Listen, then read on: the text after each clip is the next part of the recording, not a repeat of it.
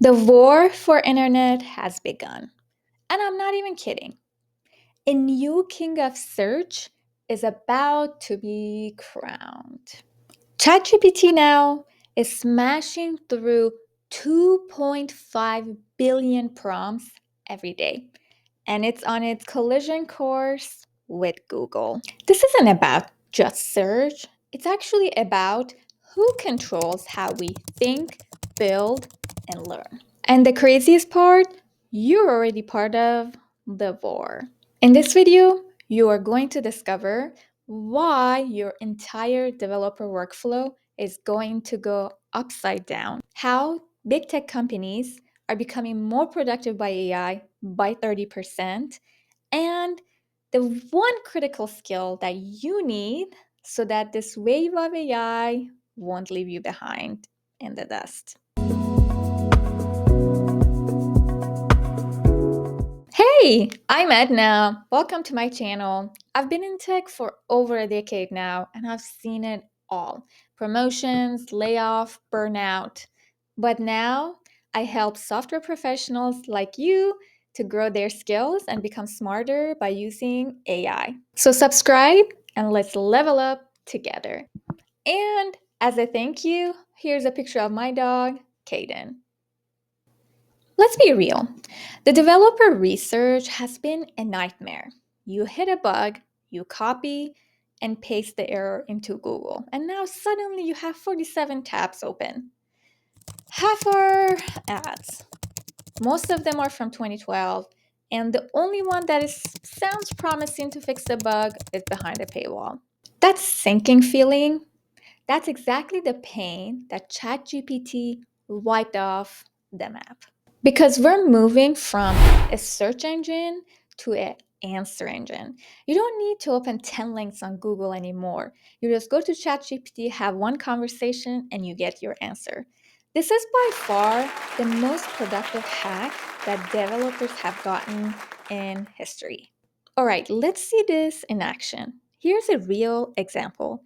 This function right here, it works, but as you see, it's a mess. The variable names make no sense. It's inefficient and there are zero comments. Normally, I'd spend 20 minutes cleaning this up. But now, I'll just copy the code, paste it into ChatGPT and say, refactor this function for readability and efficiency, and add comments. Boom, here you go. Clean variable names, one optimized loop, and clear documentation. It even explains to you every change. This isn't just a trend, it's a transformation. AI isn't just speeding us up, it is freeing us to think deeper and build better. And this shift doesn't just stop at your code editor.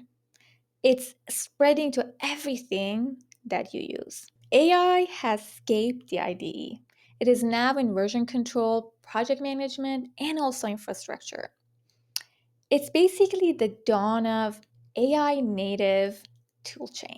GitHub isn't just a code repo anymore. It's your AI coworker.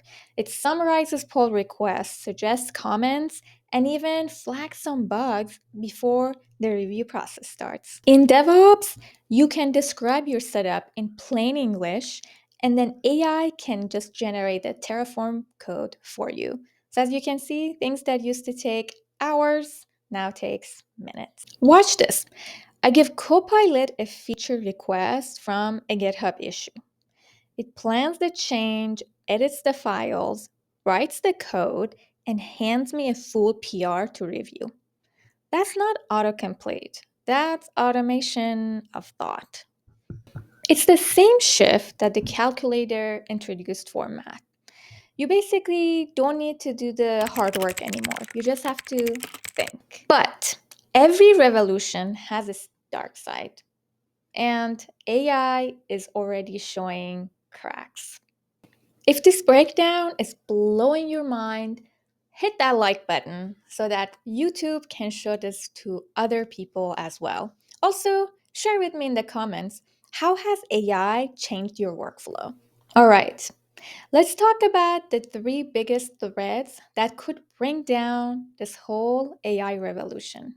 Every revolution casts three shadows: money, quality, and skills. Money.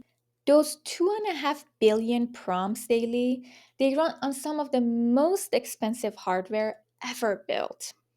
Most of the users are free, and the premier users, they don't even cover the cost of GPU and energy spent. Can AI keep scaling like this, or are we racing towards an economic wall?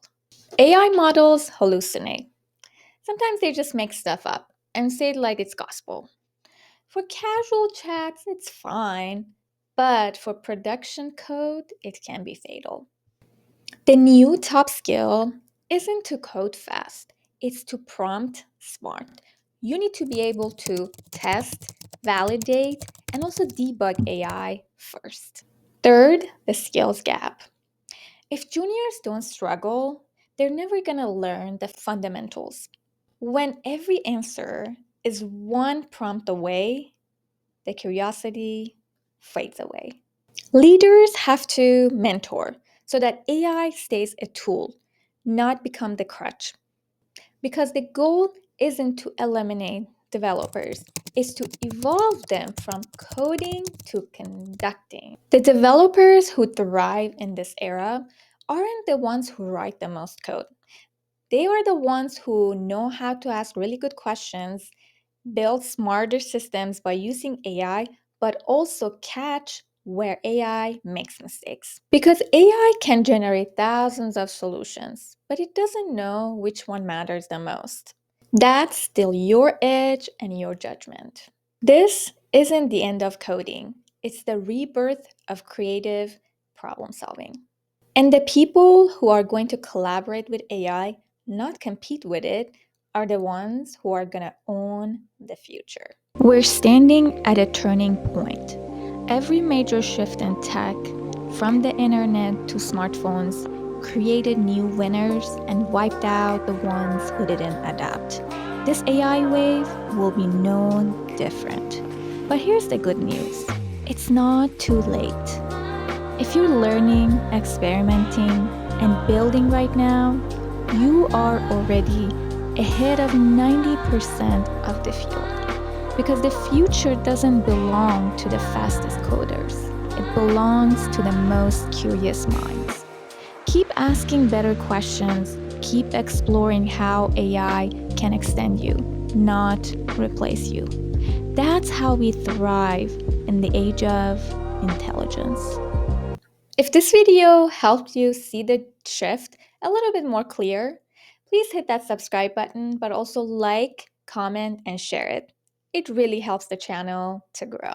And now I'll leave you with a joke. Why did the AI break up with its data set? Because it found one with better labels.